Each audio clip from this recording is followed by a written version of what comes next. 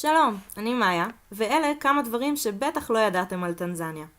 רוב האוכלוסייה גרה בכפרים, מחוברים לאדמה, אבל לא כל כך מחוברים לקדמה ולידע חדש. בכיתה יש בממוצע 60 תלמידים. כיף, אבל לא כל כך אפקטיבי.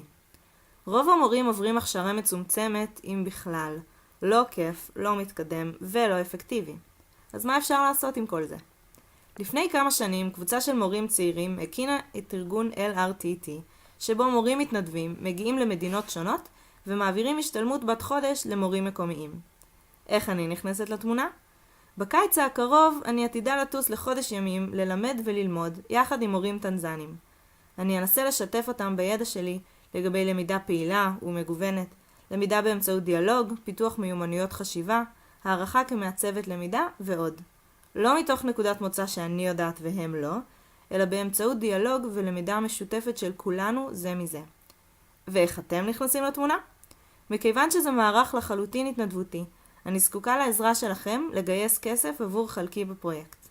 בסוף הסרטון יופיע קישור לאתר גיוס התרומות.